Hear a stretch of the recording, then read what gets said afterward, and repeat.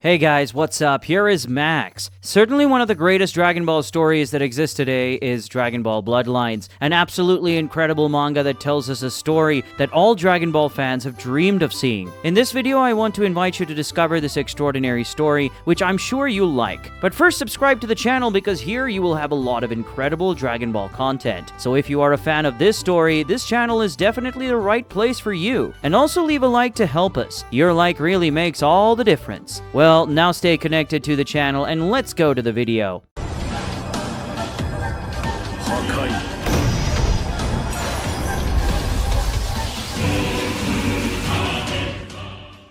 Our story begins on a beautiful afternoon in West City. Several years have passed since the Galactic Patrol's battle against the sinister magician Moro. Even victorious, Earth's most powerful warriors, Goku and Vegeta, were forever changed by the space maniac. Goku, after training Oob, returns to training with Vegeta, even though the Saiyan duo has aged and Earth has been at peace for years. They show no signs of giving up on their common goal, to be the best fighter in the multiverse. At Capsule Corporation, Bulma says hi to those who have just arrived. Is she talking to other people or to us? Well, she says that Goku and Vegeta are training in a chamber that she built herself, a chamber that is on the side of the Capsule Corporation's main building. Inside this chamber, Goku and Vegeta are exchanging several blows, an apparently quite intense fight. We see that together with Bulma and Krillin, Goten, Trunks, and Chi-Chi. Bulma is bragging to the others, saying that they loved the chamber she built. Inside, Goku and Vegeta are really comfortable fighting, giving everything they can in their base form. Chi-Chi says she's happy they can have proper training without blowing up the entire Earth. Bulma says that after the Tournament of Power and the fight they had against Moro, she found it necessary to build a chamber that could withstand a very large amount of power. Krillin still isn't very convinced. He says he still can't trust this chamber since they're talking about Goku and Vegeta. Bulma agrees with him that Goku and Vegeta are indeed very powerful, but she explains that Whis helped with this chamber. She says that thanks to him, she managed to gather the strongest materials in the universe to create the chamber. With this material and her natural genius, she was able to build this thing. But when Goku and Vegeta's fists collide with force, Bulma loses her smile in an instant, while the chamber begins to shake. The two fly around the place with great agility while colliding several times. It seems that Vegeta is the one who is faster, and Goku calls out to him. Vegeta makes fun of Kakarot, asking if age is making him slow. Goku then gives a spike in speed and attacks Vegeta, but Vegeta counters at the same time, each defending the other's attack. They move away, Goku preparing a Kamehameha and Vegeta a Gallic gun, and they fire. The attacks collide and unleash a powerful explosion, radiating light throughout the place. Vegeta takes the lead in the fight after that, advancing against Goku and pressuring him with a series of attacks. There's a moment when Goku teleports, making Vegeta miss a punch and hit the ground. He looks for Goku, who reappears soon after. He notices Goku's presence as soon as he reappears, and confident that he has caught Kakarot, hits him with a kick, but he disappears. It seems like it was just a mirage. Goku appears right behind Vegeta, preparing another Kamehameha and surprising the Prince of Saiyans. Goku fires the attack, will hit, but Vegeta makes the instant transmission, much to Goku's shock. He then reappears right in front of Goku and advances with a punch, hitting him squarely and pushing his rival. Goku complains to Vegeta, saying that it hurt. Vegeta declares that it's all over now, claiming victory for this round. Goku, however, refuses to accept defeat, arguing that the outcome isn't valid because he forgot that Vegeta possesses the ability to teleport. He demands a rematch. Vegeta says that it's not his fault if Goku let his guard down. Goku then decides to accept defeat, but then asks to fight again. Of course, Vegeta accepts, and the two prepare for more transforming into what appears to be the ordinary Super Saiyan. But they won't be able to continue, as Bulma tells them to stop because the training chamber has already consumed too much energy. She then tells them to go shower. Vegeta is very disappointed by this. Goku makes fun of him, saying that she's saying that Vegeta stinks. Vegeta gets angry and tells him to shut up. Goten and Trunks wait anxiously at the chamber door. When Vegeta leaves, Trunks praises him, saying he was amazing. Goten isn't so happy and asks Goku if he let Vegeta win. Vegeta glares at Goten when he asks that. Goten almost shits his pants and says he didn't mean to offend. Trunks gets very angry and asks what Goten is trying to say. Goten insists on this, asking Goku again if he let Vegeta win. Trunks then explodes in anger, asking if Goten is insinuating that his father is stronger. Goten says that of course he is and always has been. He even lasted longer in the Tournament of Power. Trunks retorts, saying that his father put Moro on the ground while Goku was on it. Even Goku and Vegeta are shocked at what they see.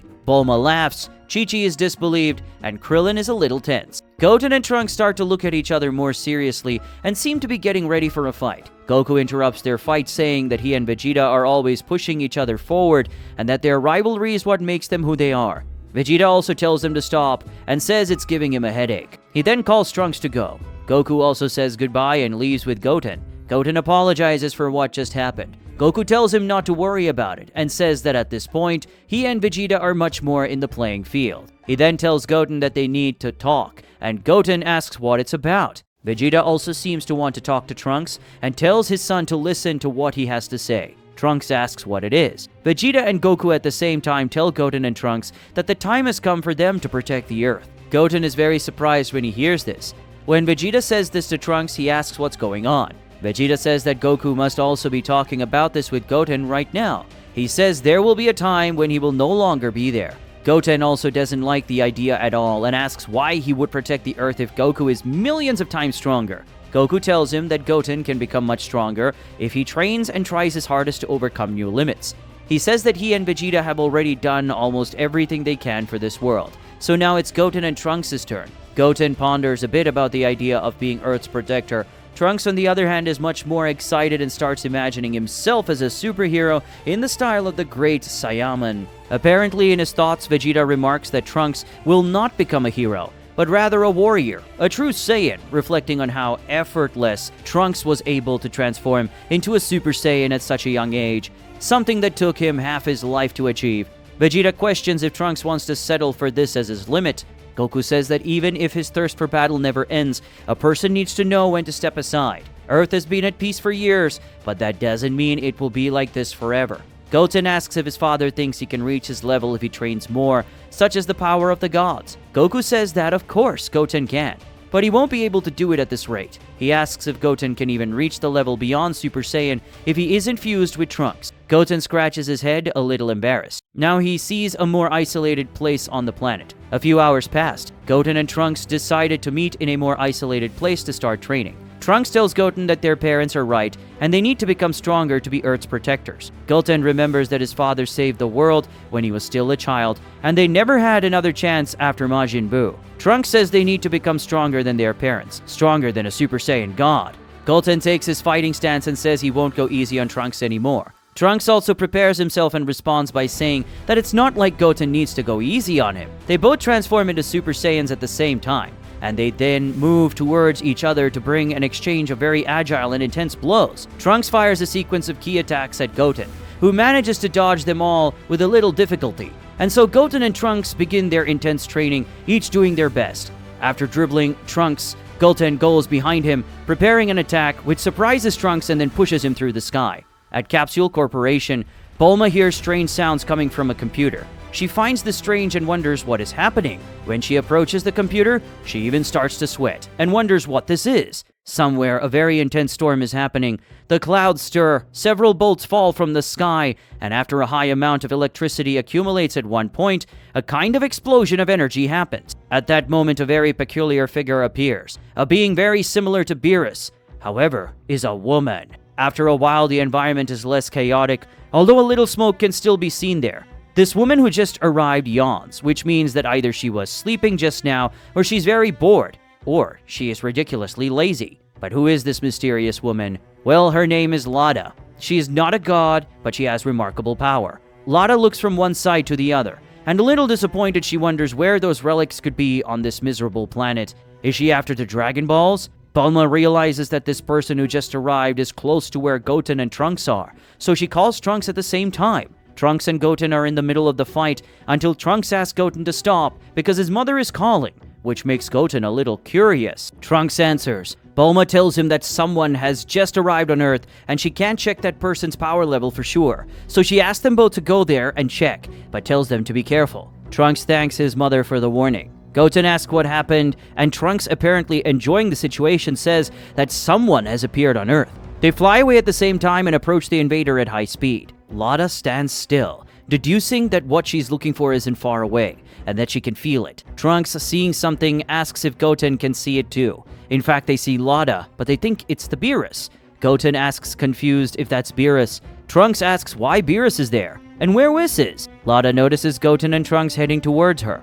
Her eyes make contact with theirs, and she sees them as not being a threat. Seeing the two get closer, Lada says it's good to have two bugs to squish. They land next to her, and she looks at them with a look of amusement. They, on the other hand, look at her with a more serious expression. They ask who she is and why she came to Earth. She just replies that she doesn't talk to weaklings. Trunks gets very angry when he hears this, and says that she will see who she is dealing with. Goten doesn't say anything, but he looks equally annoyed. But despite this, the two seem quite excited, and Trunks asks if Goten is ready. The two then cross their arms in a gesture of camaraderie. Trunks is the first to go, facing Lada and preparing his combat stance. He then advances and Lada pays attention. He arrives with a kick when she blocks and counters with a punch that he also blocks, but he is forced to retreat and lands with some acrobatics to avoid crashing to the ground. Trunks gets a little irritated, perhaps realizing that this enemy is no joke. He then transforms into a Super Saiyan. Goten sees this with a smile. Lada starts to pop her joints, curious to see what this trick is about. Trunks stares at her and then charges forward. He prepares a punch with great force and seems to surprise Lada, who takes this punch right in the face. She stands still for a moment, then she grabs Trunks' hand. She glares at him angrily while shaking the boy's hand, who contorts his face in pain. And finally, she grabs the Saiyan's face and throws him hard on the ground. Trunks feels this attack very much, showing intense pain on his face. Goten shouts for his friend, and then moves forward while transforming into a Super Saiyan. But Lada, seeing him approaching, calmly moves her tail in an ultra-fast movement, wrapping her tail around Goten's neck and throwing him against the ground too. At least Goten's attack gave Trunks time to get up and move away. Goten does the same thing, and now it looks like the two will fight together. Goten tells Trunks that it's time to show her, and then the two start doing the fusion dance. But before they complete the dance, Lada simply stops them. Then she pushes them both away with completely extraordinary strength. Both of them fall into base form, indicating that they suffered a lot from the attack. Lada says that she would like this fight to be more fun, but she is already tired of this childish game. She ascends into the skies, and as she focuses her energy into a globe, she says she hopes they enjoyed it. Goten and Trunks remain on the ground, unable to defend themselves, but suddenly a sword comes whirling towards her. Lada immediately gives up on the attack to stop the sword, using her mental strength, and angrily asks who dares to interrupt her.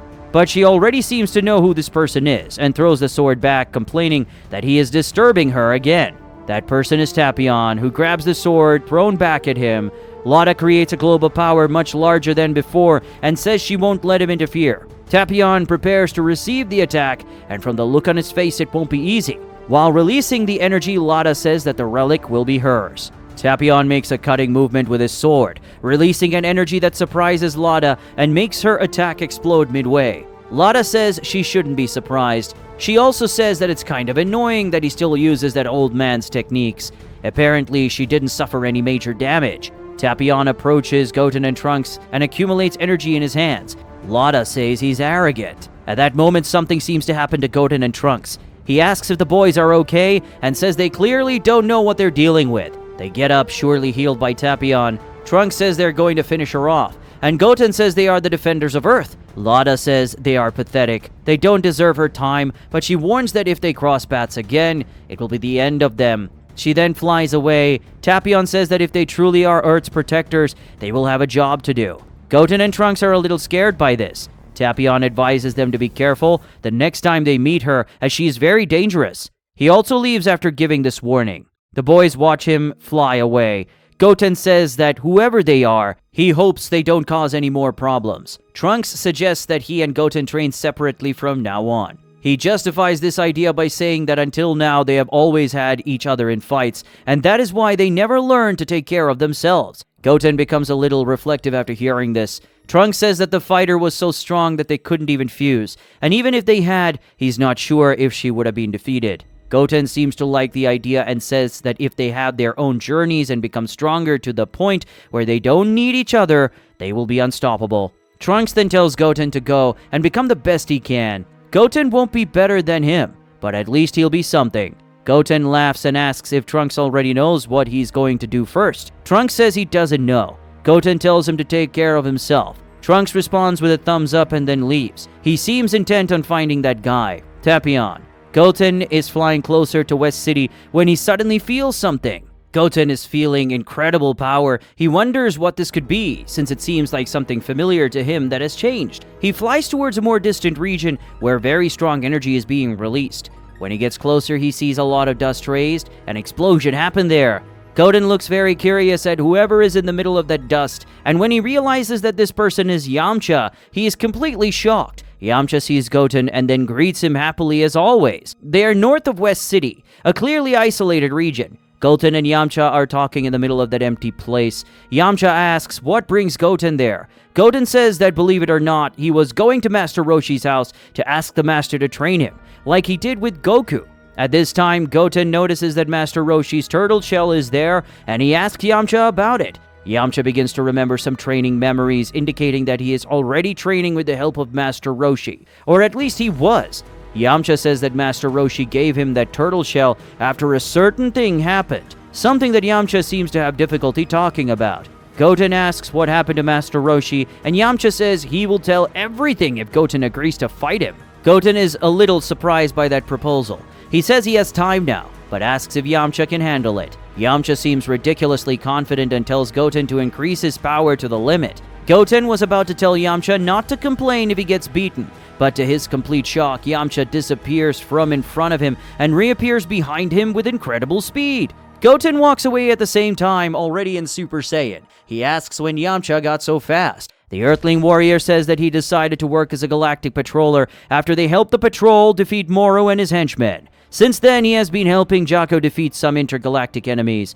Goten was surprised by this and said that he thought Yamcha hadn't been doing anything all this time. Yamcha advances again, surprising Goten with his speed and landing a full attack on him. Goten is absolutely stunned by this blow, and soon after he is pushed with great force towards the sky. Yamcha overtakes him, gaining altitude and incredible speed, and then screams, accumulating strength in a kick that hits Goten and sends him straight to the ground. After these blows, Goten gets a lot of headaches, to the point where he can't even think straight. With great difficulty and complaining, he starts to get up, but Yamcha doesn't give him time, and he is already heading towards him, preparing his Wolf Fang Fist. He lands a series of attacks on Goten, who retreats as he is hit. Yamcha puts both hands together for the final attack, firing the attack at Goten, who can't even react, and prepares for pain. A very strong impact wave occurs, but luckily for Goten, Yamcha stopped the attack at the last moment. Goten is paralyzed, in shock. Behind him, a huge curtain of dust is thrown away by the colossal force of Yamcha's attack. Yamcha just smiles, certainly proud of himself. In the end, Goten gets excited and says that Yamcha is very strong now. Yamcha says this is all thanks to Master Roshi. Goten asks what he means. Yamcha says that a few years ago, after the attack by Moro and his henchmen, he ended up realizing that he should reach out to the others to protect Earth if Goku and Vegeta weren't there. As Yamcha heard about Master Roshi's performance in the Tournament of Power, he went to him asking for training. When he arrived on the island, Master Roshi was with Jaco, and then after a few days of Master Roshi's classical training, he sent Yamcha on a mission to get some kind of mystical thing called Kian Crystal. Goten says he never heard of this thing called the Kian Crystal, and asks if it was on Earth. Yamcha says no. This crystal was on a planet called Doro. Coincidentally or not, Jaco knew where this crystal was and took him to that place. When they were already in orbit around planet Doro, Jaco wasn't paying attention and a comet hit them. They would find out in the future that this was a huge mistake on their part. They crashed onto the planet, and it didn't take long for the inhabitants to discover them. They were rat-like creatures, roughly the size of Chiatsu. Long story short, they had a tower like Master Korin's, but theirs was underground. Goten asks how he got in. Yamcha says that he started digging, but ended up collapsing. Yamcha saved himself from the collapse with the Kamehameha and started using Wolf Fang Fist to clear the way and reach the place. And at that moment, he ended up meeting a guy called Coco, who is stupidly similar to Mr. Popo. He needed a fight against Mr. Coco to prove himself worthy of meeting the planet's guardian. He managed to beat this guy, but suddenly an evil being called Sesame came out of nowhere. But before he could harm Yamcha or Mr. Coco, the planet's guardian appeared to save them. This guardian's name was Minyan, and he explained that when Yamcha and Jaco collided with the comet, this creature called Sesame was released. A long time ago, Sesame was after the crystal, but they managed to freeze him inside that comet. To make up for the fact that he needed Sesame by accident, Yamcha swore he would defeat him. Goten, clearly very interested in the story, asks if Yamcha defeated Sesame and got the crystal. Yamcha explains that he used up a lot of his energy, and honestly, Sesame almost caught him. But Sesame underestimated him, and his arrogance was the cause of his downfall. Yamcha used all the power he still had and annihilated him. Minion thanked Yamcha and then revealed that he was a big fan of his from the time Yamcha played baseball. He watched Yamcha's games using a satellite TV. After this unusual revelation, Minion asked for Yamcha's autograph and finally gave him the Kian crystal. Goten then asks if Yamcha returned to Earth to deliver the crystal to Master Roshi, but Yamcha is suddenly very crestfallen and replies that yes, he returned to Earth. Goten noticed the change in him and asks a little more tensely, what happened? Yamcha explains that when he returned to Earth, Master Roshi was waiting for him. He said something about having lived a good life, and that it was time to move on, and that Yamcha should lead the Turtle School. The two placed their hands on the crystal. Master Roshi began to shine and his body was vibrating. His ki began to rush through Yamcha's body and swirl around him. As he walked away, the crystal began to vaporize right before his eyes. Master Roshi then said he had faith in him, and his body began to turn into dust, particles of energy. It seems that at that moment, while Master Roshi disappeared, Goku, Vegeta, Chaozu, Tien, Gohan, and Piccolo also noticed. Master Roshi and the crystal simply disappeared from Yamcha's front as that energy circulated around him, until finally the old man disappeared completely, making Yamcha scream and cry in despair. A gust of wind swept across the entire island, dispelling the mist that had accumulated during the ritual.